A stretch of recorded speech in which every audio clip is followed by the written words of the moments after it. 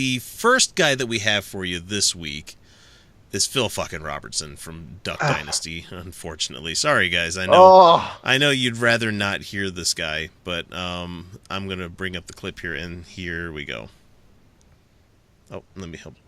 Rising secularism in the United States. Is this the greatest assault on Christianity that you have ever seen in your lifetime?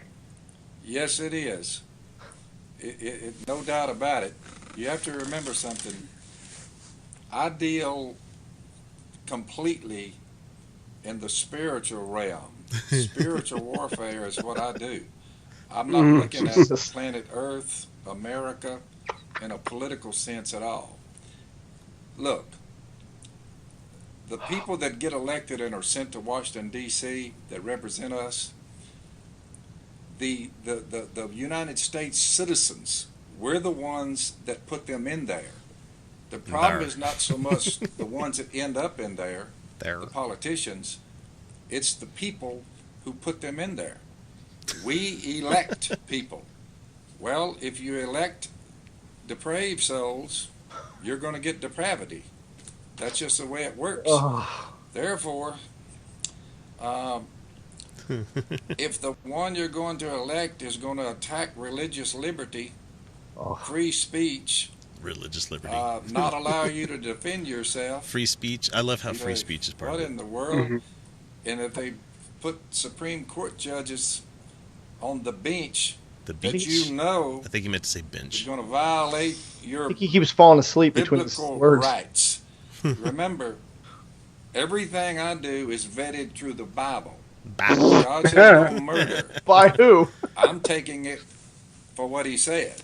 Therefore, don't kill your children in their womb. I mean, it's murder. Tell Abraham to kill him with a knife. He never said anything about that. Get married to someone of the opposite sex. He never said anything about that either. You'll never get a sexually transmitted disease. Oh, that one's a great one there. Hang on. And the list goes on and on and on. You call it secularism. I just call it the evil one. You call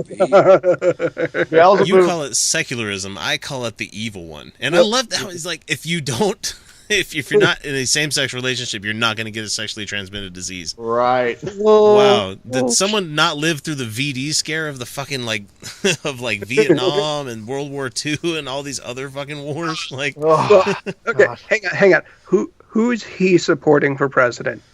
Oh, he's supporting Trump. He's got to be supporting Trump. The funniest part about that is the person he was describing as attacking religious liberties, attacking free speech, and putting judges on the bench that are not going to stand up to any kind of constitutional law.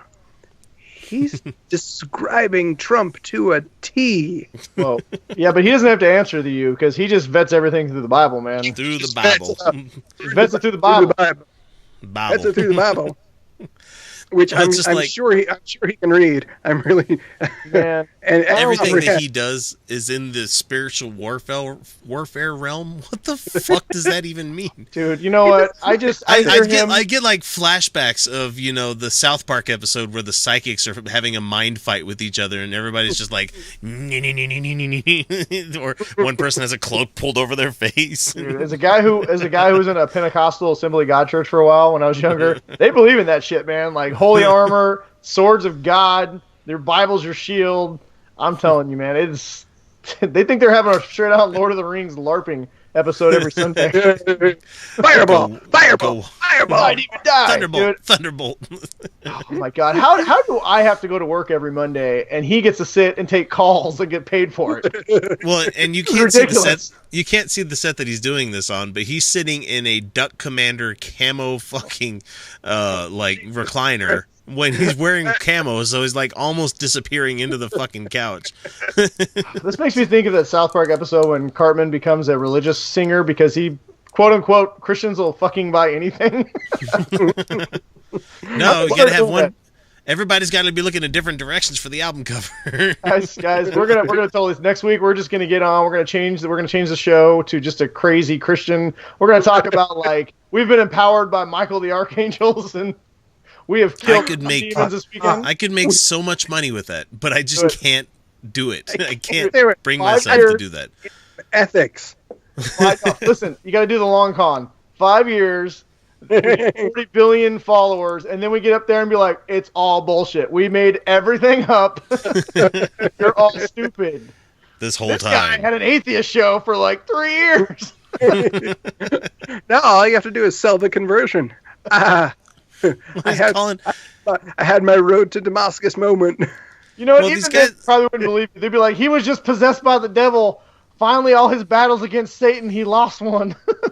Well, he wanted to call secularism the great evil or the whatever exactly he said, but like secularism is not it's not something that can be considered classified good or evil. It's a position on how you think others should be treated. It's basically a null position. It's saying none of this.